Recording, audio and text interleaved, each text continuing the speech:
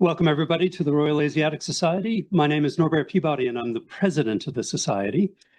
Before Naman and I flipped a coin about who was going to do the introductions today, and of course, it landed in a very ambiguous position. All I'm going to do is encourage everybody in the room to join the society. If you haven't already, I see many familiar faces here, but our ability to run events such as this depends on subscriptions from our membership. And the subscriptions from our membership also supports important work that the Society does in terms of the preservation and conservation of our material holdings, as well as various other outreach programs that we run. So I hope you would be encouraged to join for a nominal fee, and you can find all that information on our website. So having done my duty, I'll turn the microphone over to Naman, who will introduce today's speaker, whom we're really looking forward to hearing.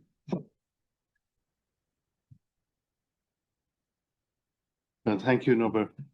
I am Naman Ahuja, and I'm the general editor of Marg, and it was our great privilege to be able to publish this volume that Joe Cribb has edited for us, called The Third Side of the Coin.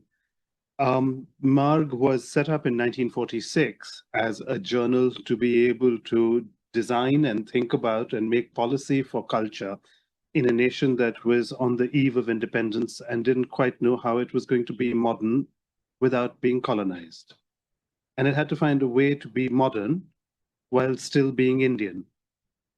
And embodying an Indian identity that was going to be modern, but not one that was colonial, was turning into a very impossible project. And Mulk Raj Anand, the great literature, collaborated with a number of other intellectuals of the time, leading architects, writers, and came up with the Modern Architectural Review Group, which then became the Sanskrit word Marg, as the road, the path. Published as a quarterly, been in continuous publication since 1946, which meant that it somehow managed to last. Many other journals which had greater pedigree than ours packed up, and Marg nearly packed up a few years back. And in order to revive it, my effort as general editor has been to be able to get people to understand what it is that Marg has really contributed, what it is that it has done in its 80-odd years, nearly 80 years of continuous publication. And I came out with these 5 volumes on what it has done in the field, for the field of defining Indian textiles, what we think of in the field of Indian dance, what we know about in painting, how we even can think of modernism, and indeed what we think about temples. But I could have done other volumes and many other things. And these have been sort of iconic. Marg has now become quite a collectible thing in itself. They come up for auctions, and they recently, those of you who live here in London and know of a chain of Indian restaurants called Dishoom, got in touch with us because they were going to wallpaper one of their walls with Marg magazines. So it's quite interesting to be able to see that amongst the sort of founding principles of Marg as editor, one of the things that Mulk Raj Anand had put down was that as the discovery of India proceeds, as we make efforts to inherit our past culture, we begin to realize the gaps in our knowledge of the various historical periods, which are almost as vast as the centuries through which our ancient culture was built up. And I think that's been one of the great things with Marg, that it's been a peer-reviewed forum. It wasn't always a peer-reviewed journal, but it developed and became one. But becoming a peer-reviewed journal can sometimes be stifling, because you're not a breathing, connected magazine with the living culture as much. And so we have a second half of the magazine, which is, and we still call ourselves a magazine rather than journal, which is a very old-fashioned term. But we are now in our 80th year starting a new imprint called Marg Studio, which is going to be a platform that is going to carry on with the discussions in the contemporary and in the field of the performing arts and in the visual culture that more broadly. And that makes it quite exciting because that can function on multiple platforms, digitally as well as in print. So our news and reviews supplement is growing. And I wanted to bring this up because, for instance, when we did the volume on temples, it left a lot of people astounded. And it's become a kind of a guidebook now for how to teach temple art and architecture. And what are the ways in which we're going to, you can read the people who wrote for Marg, from Jean Boisselier to, Niels Kutcho, who wrote on the Panchakroshi temple, and now to get people to actually go to Hinglaj in Balochistan and do some field work over there and write about that. And to be able to find a platform, to be able to talk about these things is not easy, to be able to maintain coverage for Marg in the way that one has to. One often forgets that defining Indian culture was a thoroughly modern project.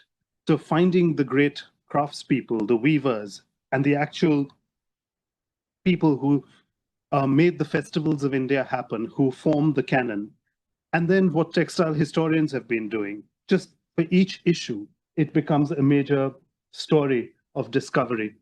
The excavations from Fustat in Egypt that revealed all of these textiles. Marg is subscribed to also by people in government and policymakers. And that's been quite an interesting history in itself, because you sometimes wonder, good God, did we make them do that?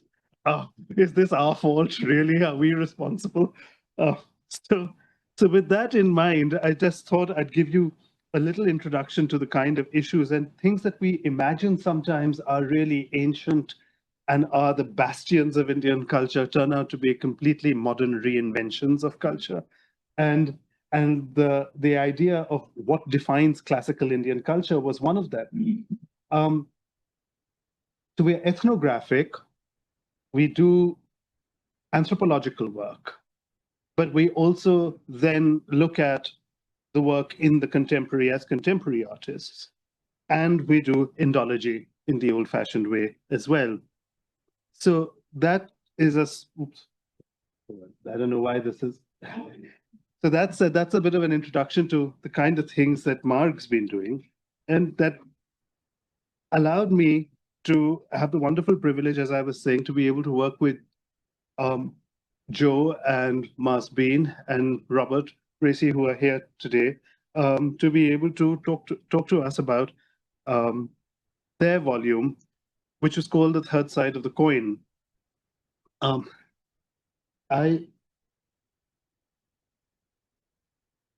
It's exactly the kind of thing that Marg should be doing, bringing out a volume like this.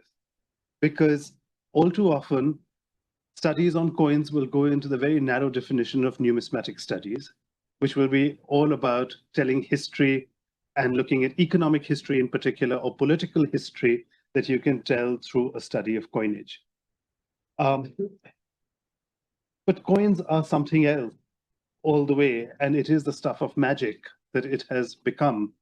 And it's a human invention, not necessarily found, not naturally occurring in the world as some sort of extraordinary substance of magic, but one that our species has developed an extraordinary design of, that it can use for all kinds of purposes. And it's those purposes that are beyond these narrow definitions that this object performs, which I think is a wonderful thing to be able to showcase here. So I was very pleased when Joe mentioned that this is a volume that he could offer us. And we went through a little bit of a to and fro in the beginning, thinking about how I'm going to fit it in. And it all started with one article, and then it sort of expanded. And it's been a real privilege because of the absolute professionalism and diplomacy with which he has handled the matter. So thank you very much, Joe. For those of you who don't know, Joe Cribb is a specialist in the monetary history of Asia and has worked as a curator of Asian currencies at the British Museum for more than 40 years, from where he retired in 2010. And I met him when I was a locum curator working there in from 2001 to 2003 in charge of the South Asia collections for a while, the sculptural collections. He's been a very gracious and kind mentor to many people and trained many young numismatists from around the world, and is now holds an allied position in various universities, and is a trustee of the Ancient India and Iran Trust, and has written very widely in the field. And we've all sort of used his articles as a gold standard, really, to to work with, especially when it came to the Kushan period, which has been something particularly instructive for all of us. Robert Bracey, too, specializes in Kushan period coinage and has been writing quite extensively in the field. And I suppose for all numismatists, the Kushan is a particularly important epoch in the history of numismatics all over the world. He now holds a position at the British Museum as is it the curator, or no, as the curator for Asian numismatics there. And Marzbeen Jila, who I was, Marzbeen Todiwala, as I knew many, many years ago, more than 20 years back. I was just surprised to see her again today after so many years. Grew up in Mumbai, but has been domiciled here in the UK and runs her own business dealing in Indian art, textiles, and numismatics. Her family has an auction house that they run out of Mumbai, dealing with all manner of antiquities and even with, and particularly with numismatics. And so she's taken a keen interest in the field of numismatics from the get-go. And it's very good of you to contribute to this volume too. So thank you all very much for being here today. And thank you very much to the Royal Asiatic Society in collaborating with Marg and supporting this venture and allowing us to be here this evening. It means a lot to us. Thank you.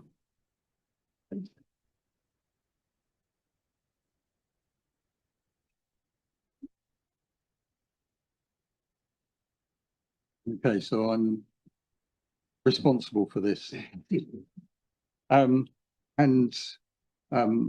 not going to read what it says on the screen. It tells you roughly what we were aiming to do, which was to tell the story of coins, but not as monetary objects, but as cultural objects. I couldn't have done this without the fantastic support of the Marg team. And, you know, the Marg sits on top of a pyramid of able workers who were fantastic. You know, even the copy editor who corrected so many mistakes in my English, which I thought for somebody who is Indian was a very brave attempt and very successful. And I appreciate it very much. And Malavika was our conduit, and really pleased to have worked with her so closely on this. And of course, putting together a volume like this calls on it. There are lots of pictures in it, and I really want to mention two organizations and one person who enabled us to put this together. One was Marzbeen's brother, Malcolm Todiwala, who allowed us to use images from their auctions, and Paul Hill from CNG, a classical numismatic group in London, for the more expensive coins, which very difficult to get pictures of them. And then lastly, a collector in Germany called Heinz Bonds, who has a huge collection of Indian coins, but what is even more remarkable, a collection of coin-like objects used for all sorts of purposes. And it was fantastic to be able to draw on his collection. And many of the pictures you'll see are from his collection. So the non-monetary use of coins is because coins are more than just what you pay with. They symbolize the wealth, your your good fortune. If you've got lots of coins, you're very lucky. And in Indian culture, the goddess Shri showers the fortunate worshippers with coins in this ancient terracotta, and you can buy anywhere in England as well as in India these good luck pieces, particularly for Diwali as gifts, and the goddess is doing exactly the same. She's pouring coins out. So it's, you know, we're looking at over 2,000 years. The little squares up in the corner show you that the coins she's pouring down are all square coins, which were the currency of India in the 2nd century BC.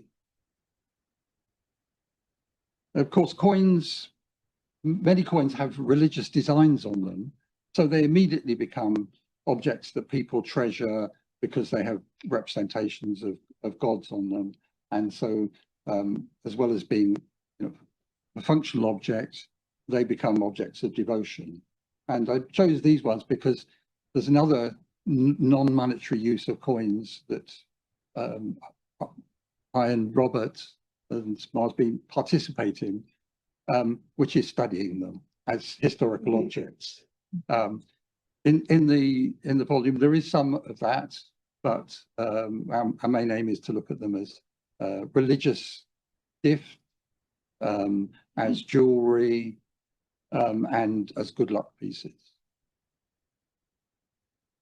And this tradition, as I say, the goddess handing out coins. The Buddhist Jataka stories tell 2 stories which are very germane to this. One is that a king, seeing a lizard paying obeisance to him, drilled a hole in the coin and hung it round his neck. This made the lizard very proud, and the king was not pleased. And in another story, another king, wanting to have a son, keeps giving money to a tree god.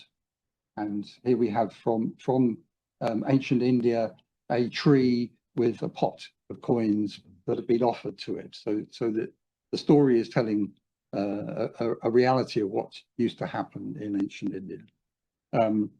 And of course, there's an old woman who gives it 1 coin at a time, and she has 7 sons.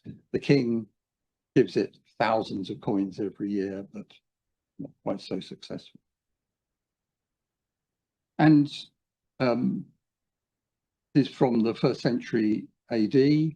Coins were also used to reverence the Buddha's remains. This pot in the British Museum, only about that big, it's a fabulous thing, had 4 coins buried with it in a stupa, and the coins are there as an offering to the Buddha's remains, to pay it honor, and jewelry goes with the coins. And coins, you know, because they're useful, small bits of decorative work often get turned into jewelry. So the the Venetian coin and the Egyptian coin were purchased as a unit of about 20 pieces, which was a necklace. And they illustrate not just the use of coins, but also the fact that these foreign coins were in India. So why were they there? And they were shipped there not as coins, but as gold. When they got to India, so many of them arrived there that people started using them as coins and make payments, but they also started using them to make jewelry. And the Roman coin has been used in the same way. Lots of Roman coins went to India earlier on, and quite often you find them with holes in because they were strung up on necklaces.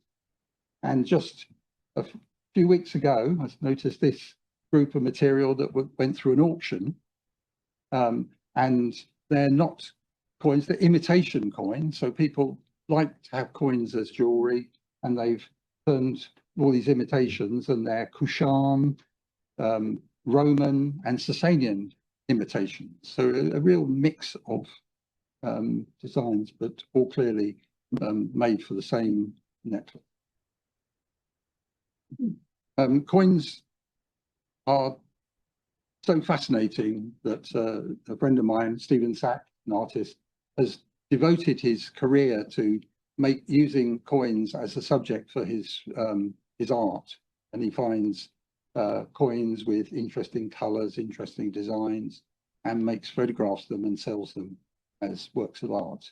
So his photographs are this big, you know, so they look very nice on your wall. And these are both images of Shiva. Coins can also sort of develop a political role as well. So the Mughal coin of the Mughal Emperor Jahangir, we know that he gave out coins to his courtiers and expected them to wear them as symbols of their loyalty to him. And this example, it's difficult to know where it was suspended. The records talk about them being suspended on people's turbans. This one might have been made into a necklace or something. And in more modern times, the coin form, because it's so familiar, has been adapted for political reasons. So here we have two coin-like objects. So one based on a Burmese rupee, one based on a British rupee, where the head of the ruler has been replaced by an image of Mahatma Gandhi. So these are from before independence and are political badges to show your allegiance to the struggle for independence. And I've showed you before the Venetian coins. The Venetian coins that I showed you before were probably put together in the 16th century. These are imitations of Venetian coins made very recently by jewelers in Western India, and the man with his toe holding the string for the coins will have a pair of dies and make these objects. And what was Christ and St. Mark on the and the Doge on the Venetian coins has now been turned into Radha Krishna, and the image in the middle is of Vishnu. And you'll hear more about this in the Zoroastrian community in Mumbai. Imitation coins play a living cultural role. So this is Marzbeen's mother's key with a coin-like object with a picture of Zoroaster. And when I was visiting my friend Stephen Sack in Belgium, we went to a flea market and I found this for sale, which is a necklace that is very similar to the Roman period necklaces and the Venetian necklaces, but it's made of current coins, and you can see the coins are quite worn. So this was coin, the latest coin in it was 1981. So this necklace was probably made about 2000, and so it's a 2,000-year-old tradition, but it's still alive. And now I'm happy to hand over to Marzbeen to tell you about more details about the Parsi community.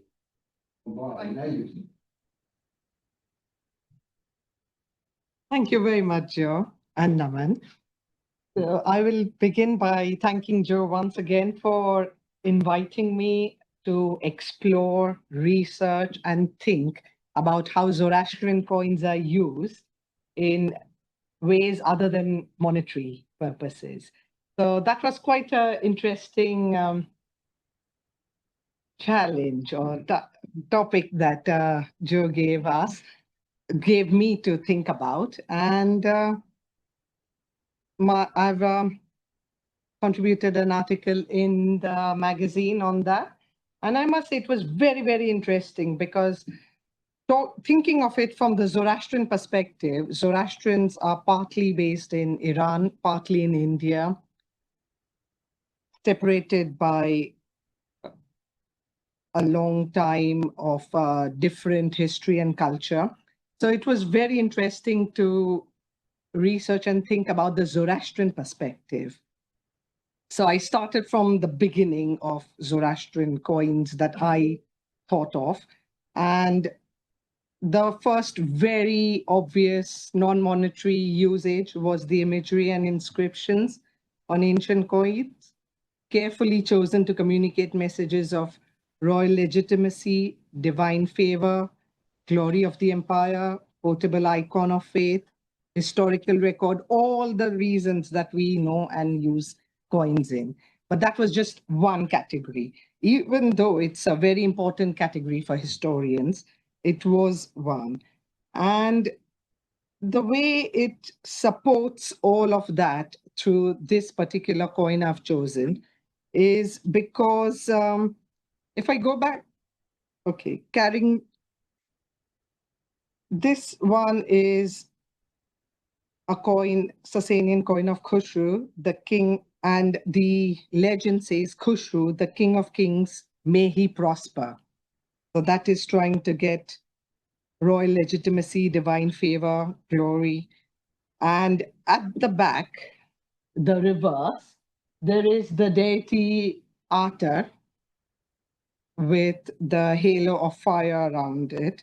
And the legend reads, Iran has prospered, year 21, which equates to AD 611.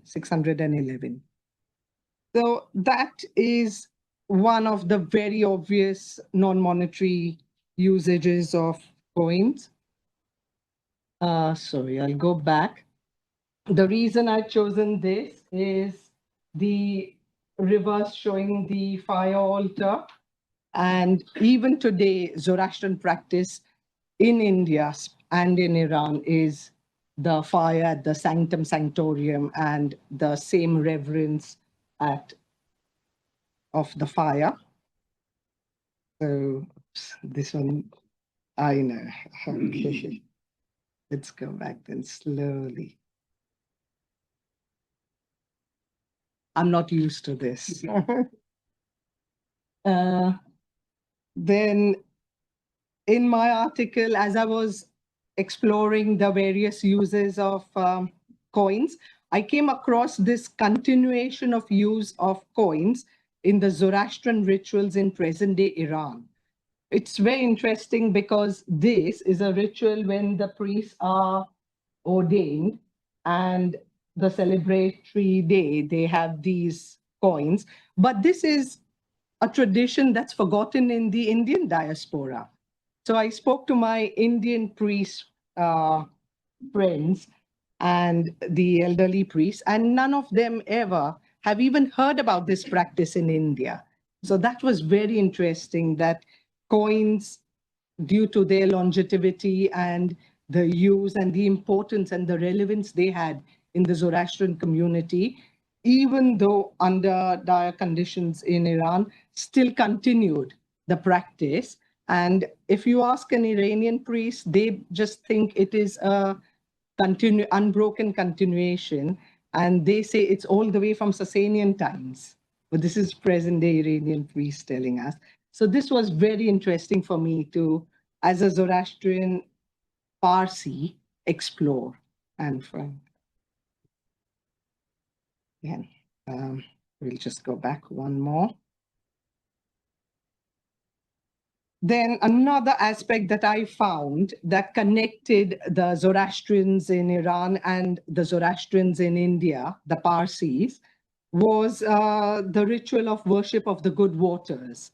We in India, as it's shown over here, the Parsi women making an offering to the water, still today continue the tradition of making offerings as gifts to water. And on the left, you see it's a coin of Shapur II that was found on a riverbed in Iran.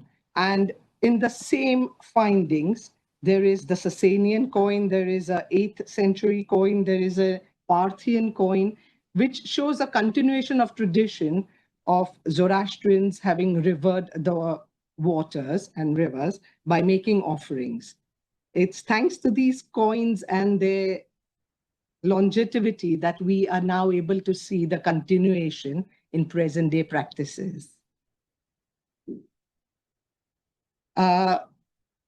What Joe refers to as imitation coins, we call in our world tokens. We don't want to use the word imitation with coins in the same go. So these are tokens, and many different religious communities in India have their own tokens. Tokens had various meanings. They were never used monetarily. They were always struck for non-monetary purposes. And I have just chosen 3 random tokens, which for me, give me a very good picture of the evolution of the imagery of Zarathustra or Zoroaster in India since the 19th century. So if you see the first one, it's very similar to the image we find at Takyabustan of Mithra. So this is recognized by Persian art historians as Mithra, and we in we in India refer to this image as Zarathustra. So it's very interesting to see how it's evolved and how it has come about it. And then the middle image is Zarathustra's bust close up with a bull standard, and then a more refined image of Zarathustra. The reverses of these tokens were earlier imitation of the currency at that time, the rupee, and later on, as it gradually got more involved as token, it started showing different affiliations that the Zoroastrian Parsis felt. In this case, lots of imagery going back to Persepolis and their Persian roots in a way of asserting their old history. Yes, and the same key ring. So that was in all the exploration, I was asking people how they were using it. And then I thought, oh, my mom's got it. And my mom just has it as her good luck charm. She just believes her house keys are safest with a deity keeping an eye on it. This is an image of the prayer tray. It's a close-up of our Zoroastrian prayer tray. And if you see, coins hold a very prominent position because along with all the other objects and offerings, coins, no matter the denomination, it is the sentiment of showing prosperity that's there. This is an image of a riyal, a Parsi wedding gift. Now, this was very interesting because me being a Parsi, I didn't know about it myself. So I was interviewing everybody I could about how they know of coins and use coins in non-monetary way. And my own sister-in-law, this is Malcolm's wife, told me about the riyal that she received from her parents at wedding. And she was actually traveling at that time. So I told her, send me a picture very quickly. I was so excited about it. So she said, well, I'm traveling. I don't have it at hand, but I'll ask my friend to send another one. The picture that's in the Marg volume is not this. It's 2 Chinese coins held in a thread with some green glass beads. And she just got a friend who had passed through the same tradition that she knew. And I found out that it's not just her and something that her family do or very restricted to a small number of people.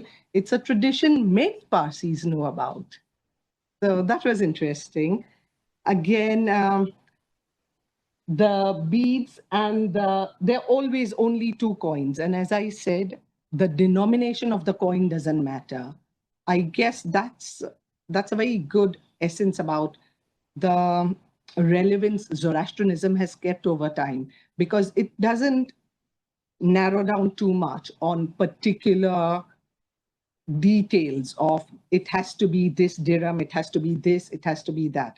It just generally in our tradition says use 2 coins because it's a marriage or between 2 people, signifying, you know, good wishes and blessings and things like that. So it is very interesting that it's a tradition that stood the test of time and doesn't matter what. Like in the book, there are 2 Chinese coins just held by glass beads. And people have adapted, people have used, but the essence has remained. The essence of this real is still the same that it was intended. And after researching and writing my article, we came up with the title, Bringing Blessings and Good Luck. So this slide shows you why I associate as blessings and good luck. These are all emblems of good fortune, hence good luck, and abundance, blessings. So as Joe mentioned, jewelry is one of the very obvious uses of non-monetary uses of coins. And yeah, there are Parsi contemporary women wearing it even today, and bowls and a lot of designs and objects made with coins, showing their inherent prosperity. In fact, I'm very lucky. There is yeah, I just noticed somebody brought this in today, and these are made.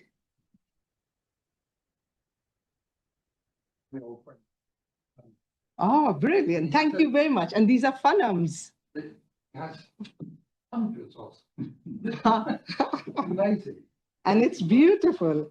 It's got, from a distance, you may not notice, but each small one is a coin. So that's beautiful. Thank you very much for bringing it as visuals examples here. And that is how I think in Zoroastrianism, it is still a continuation from a long series of how coins are valued beyond their monetary use. Thank you.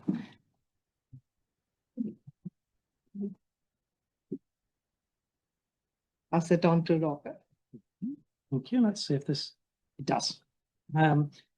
So I'd like to reiterate the thanks. It was really lovely to work with the Marg team, who were fantastic and were extremely engaged with the articles we wrote, and had all sorts of useful suggestions on improving them. I'm going to come back to this in a moment, because this is something that kicked off the article for me and is central to it. I'm going to show you instead some coins, well, some tokens or imitations, or medallions or ramatankas, or whatever term you wish to use, from the British Museum. I'm showing you these as a bonus. They're not in the article, but hopefully soon you will at some point be able to see them online. And this is, we saw earlier, Joe was talking about the Venetian coins being made from dies. This is one of the dies that's used to impress those prices. And this is an example of one of them, converted into jewelry.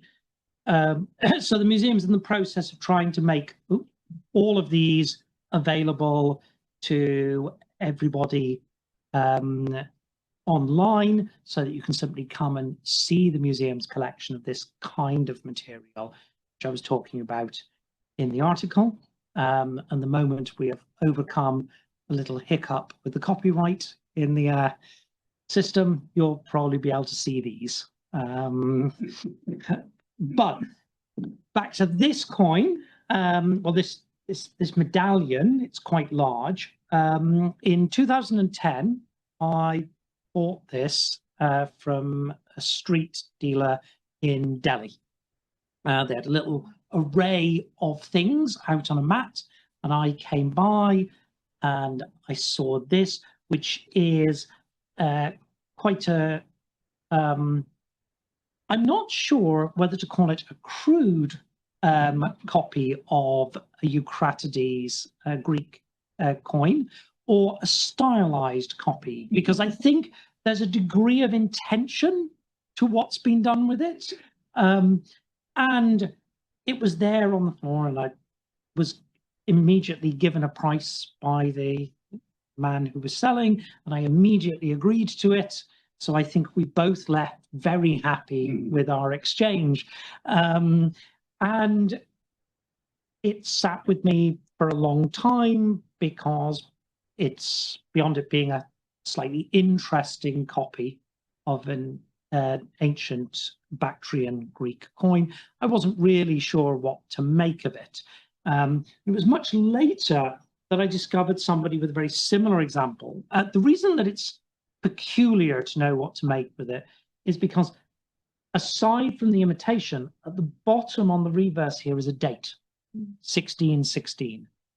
I think, having looked at it fairly closely, that somebody made the initial prototype, then stamped the 1616 into the prototype, then made a new mold from that, so that the copies they made now all have this date, though the date looks like it's impressed in with a stamp rather than it raised up as it would be for the engraving of the rest of the coin. And many years later, I came across somebody representing this type as a rice pulling coin. This is a magical amulet possessed of many powers, and the distinctive one, the one that allows you to identify that you have a rice pulling coin, is that if you place it near grains of rice, those grains of rice that are fresh will be drawn towards the coin. And so this forms the beginning of the article I wrote, and I start from here. And I'm going to tell you, in the article, I illustrate, I don't give a direct argument, but I illustrate a series of examples, and they proceed from objects that are very obviously not the coins they look like and are perceived to possess inherent magical powers, through objects that look more and more like the coins that they're imitating, to the point that unless you were quite familiar with the original coins, you would no longer be able to tell that what you were looking at was, as we call in numismatics, an imitation. Though none of the objects were ever actually used as money. And what I think that does is that breaks down any notion that there is a sharp division between coins as money and tokens or amulets, right, as auspicious items possessed of protective power over your key rings, or the ability to attract rice in this case. Instead, there's a continuum in which coins operate at one end and magical devices operate at the other. And that means that these items, and I think sometimes this isn't recognized in numismatic collections like the one that I'm responsible for, these items tell you something about the coins, right? Because for that continuum to exist, there has to be a little bit of that magical thinking operating in our actual money. And in the article, I argue that that's because the thing that a coin does is inherently a little bit magical. It is, after all, something you cannot eat, you cannot shelter under, you cannot burn for warmth. Yet you are convinced when somebody gives it to you that you will at some point be able to exchange it for those things when you need them, that it has an inherent value. Something it very clearly does not the moment you think about it very hard. And the way that a coin convinces you that it has inherent value is to deploy a wide range of symbols many of them religious, which are exactly the same sets of symbols that these amulets deploy to convince you that they are auspicious. So it was in that way, and this is the kind of thing that it's, as you suggested at the start, sometimes hard to argue in a very technical numismatic paper. And so the opportunity to do so in this context is very interesting. But if we understand this, we understand that coins have this inherent magic to them all the time. And we can see that when we contrast them with amulets and the like. So I will hand over for final remarks. Yeah. Thank you. There's something, apart from being just this inherently magical thing, there is, if you look through history, this business about using coins in ritual is quite interesting, because you have all this business about putting a coin into the mouth of the deceased at the moment of their cremation, or even in a burial. And you wonder, does that actually come because of the intrinsic value of the coin? Or is that because of the intrinsic value and the handy way in which the gold itself has been packaged as a little flat cylinder? And the shape of it as a little flat cylinder, very often, or rubbed out thing, is itself something quite clever. The design of it, this token shape. And one can't just talk about how value, monetary value, or intrinsic gold value makes it magical for people who are materialist or capitalist or whatever, wired that way. But it's also because the shape and aesthetics of that thing make it so suitable to be used in all these other ways. So carrying a whole bevy of symbols on a tiny little metal disc, which will last millennia and be passed on, is a very good design. If you're thinking in terms of conservation and art practice, it's rather remarkable.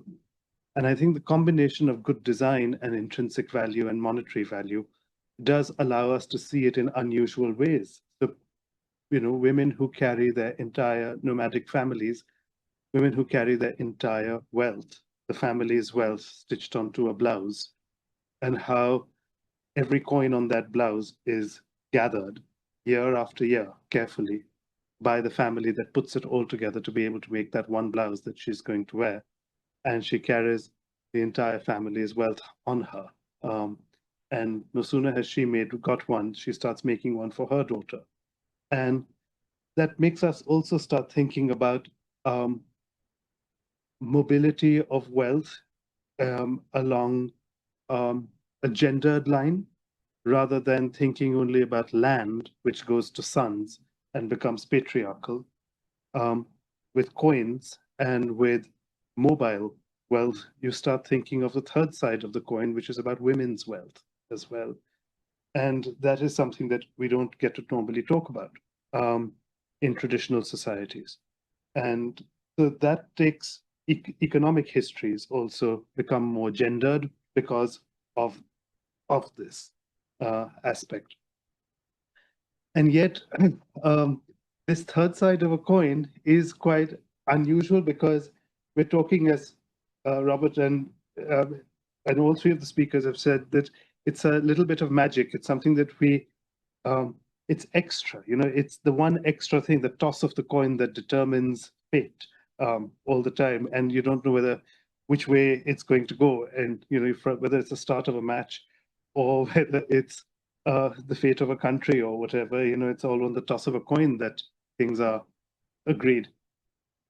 And so that comes back to that fundamental shape and design. And so much history can be decoded on this idea of the third side of the coin. And these values that we associate with coins are rather unusual. We don't know how to quantify it. We don't know what to do with it. And yet this is the substance that histories are made of.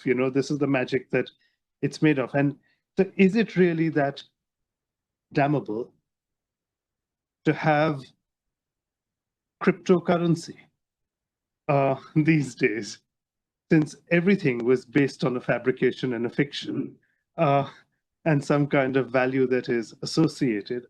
Doesn't crypto also work in much the same way, in some sort of associated values?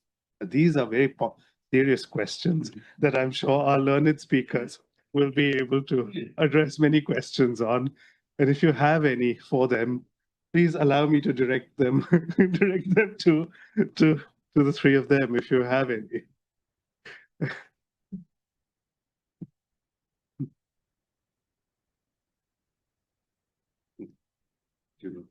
Yes. Yes. Very much, thank you. Most interesting. Marzbeen, you know, the coins are very important in the Iranian tradition at Nowruz, at spring equinox, 20th, 21st of March. And when we have a display, we must have coins there. That is an absolute must on a tray. And then when I was a child in Tehran, and it's still the tradition, you used to visit relatives. And then if you were very lucky, you received a small gold coin from a relative. And then as soon as you were out of the house of that relative, you had to pass on the coin to your father. Because he would then use it for the next relative that you visited. But it was common practice. And then at the end of the day, if you were lucky, you kept maybe one gold coin or two. But a gold coin is an absolute must to this day. Yes. Is it the Hafshins even? Yes, absolutely, yes. Oh, yes. I am still finding so many other connections and uses of coins in the Zoroastrian context. And it's very interesting. So thank you very much for bringing my attention to it. So, as somebody who's never been to India and never will, and somebody who studies India, in creating this volume, it was really refreshing to think of inviting Marzbeen, because Marzbeen represents the living tradition of this phenomenon, and something that I would never have been able to discover without her input. So thank you. Thank you, Joe.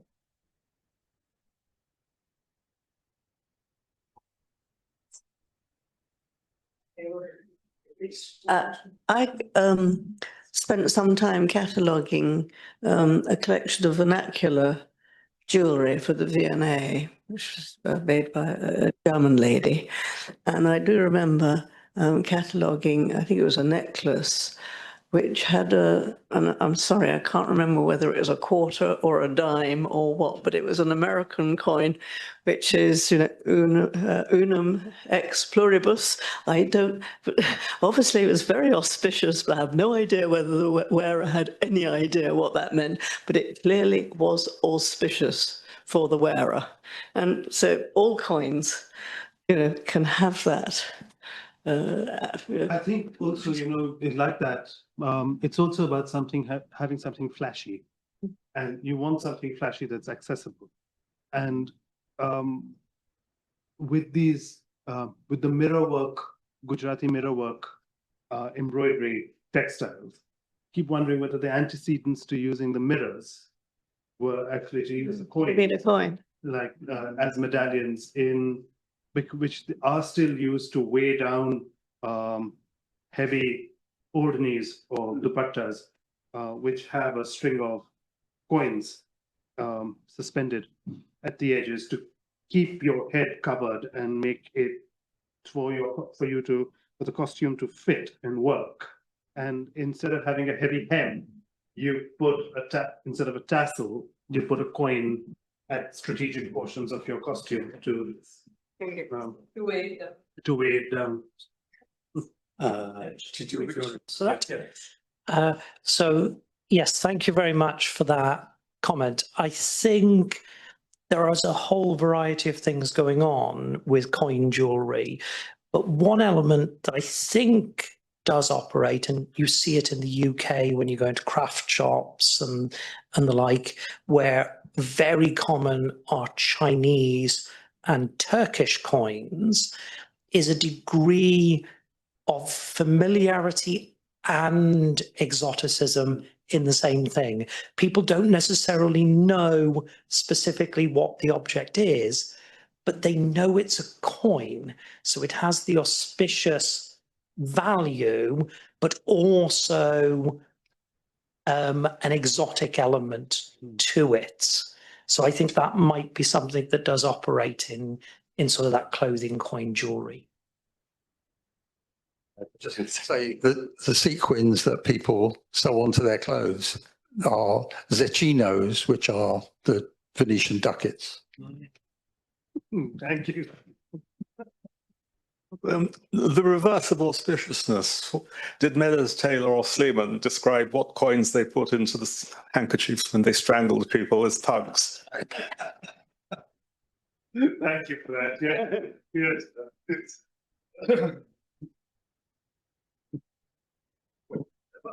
The answer. no, I don't have an answer. I use the roots of all. See, I'm a Tamil from Malaysia, and it used to be common among both Indian and Sri Lankan Tamils and women.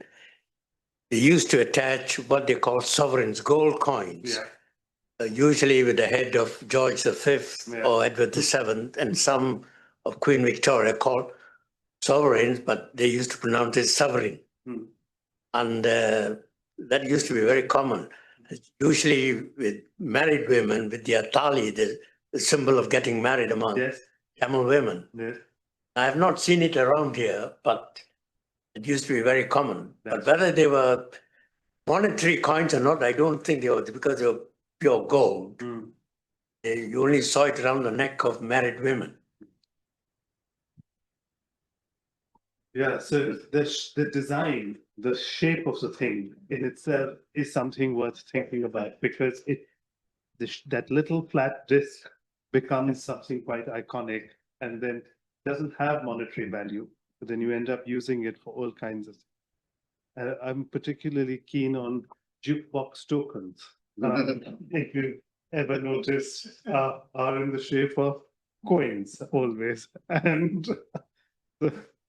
I've seen several times very recently in shops in Stratford, gold looking very elaborate necklaces and outfits bearing the images of gold versions of Australian coins, Marie Theresa's and the ducats. So it's still a very current practice, at least in East London, current East London. Forging it to make it look like an old coin in imitation also talks about the value of that we associate with a notion of history that seems to lend things legitimacy and magical power. The fact that it is old is also something that we tend to associate with it. So it has to be recognizably old, like your rice gathering. Yes, the 1616. Yeah, Which is exactly. Usual in the magic coins, often connected to.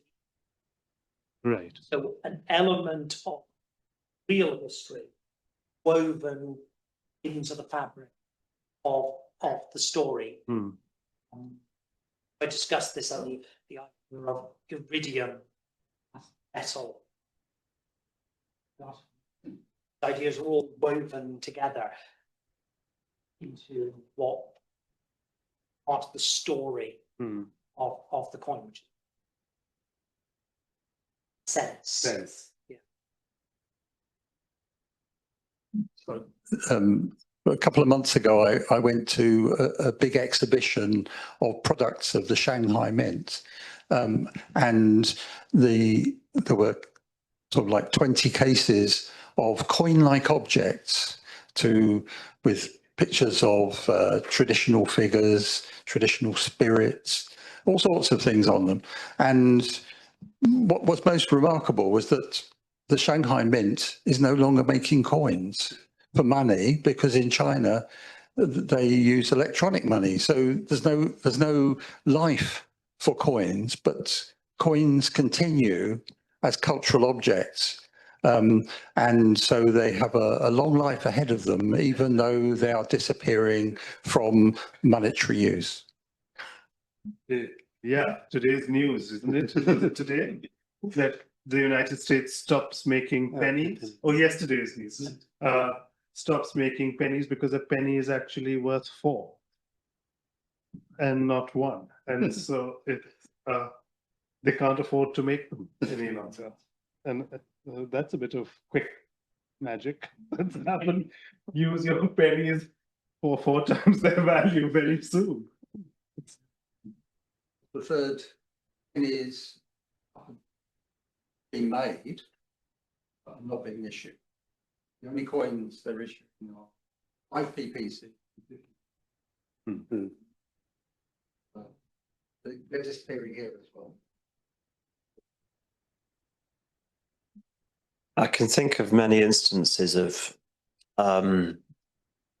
objects, coins with political effigies being subverted in order to undermine authority, particularly with anti-colonial messages. I wondered if any of our authors have encountered evidence of that, specifically in relation to India.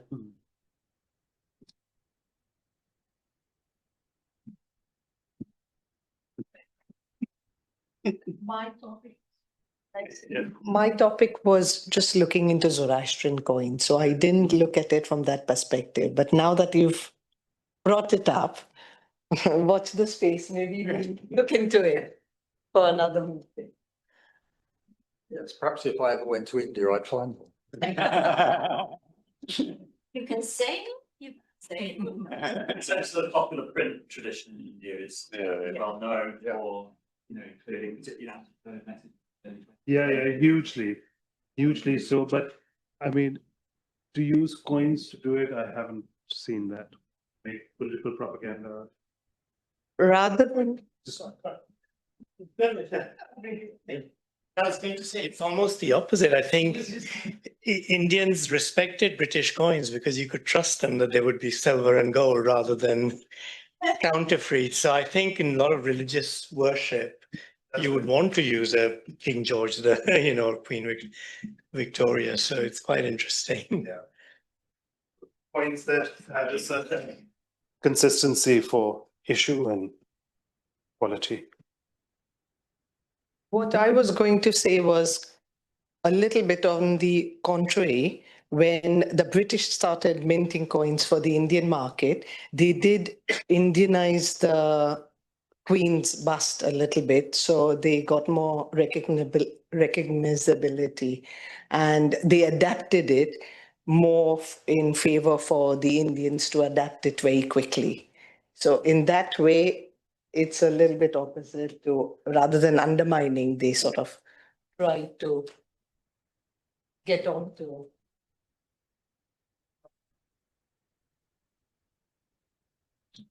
There is lots of currency which has got overwriting on it, which is used as legal tender post-independence and had to be stamped as Government of India or Government of Pakistan.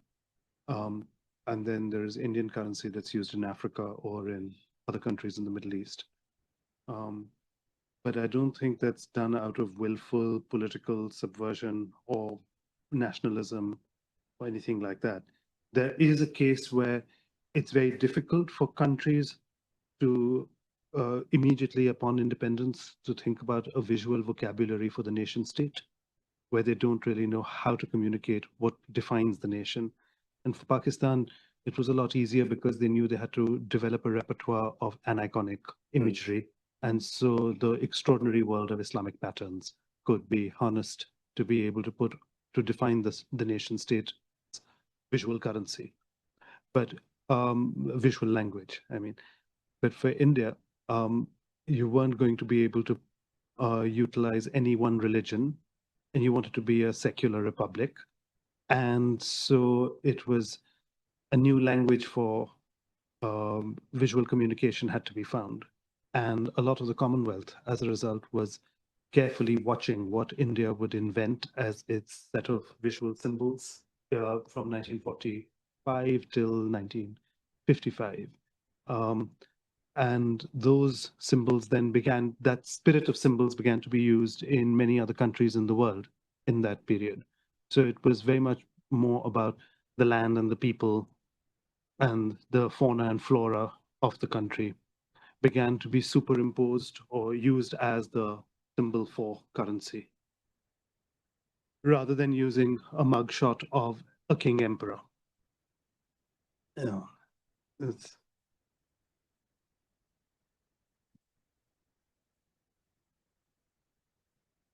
Could the panelists say something about the East India Company gods and goddesses issues? I mean, I think there were some issued a long time ago initially. Is that, why do they do it? And is that to Indianize or? Yeah.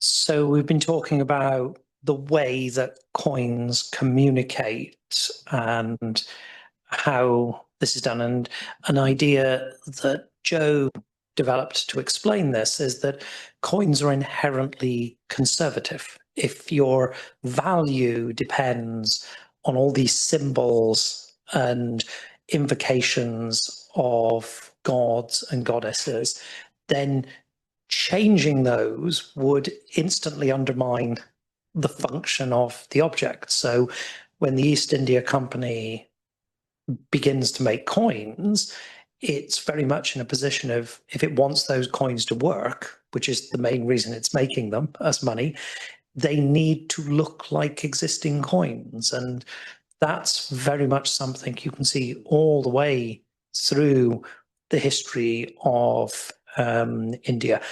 And it's not just the East India Company. East India Company makes coins that look like Mughal coins, basically institutional.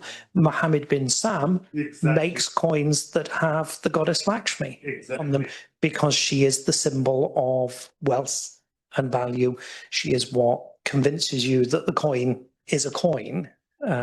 So that's the earliest Umayyad coins in Arabia have figures on them and things like that. So yeah, they're always, it's all about continuities rather than discontinuities, actually, usually.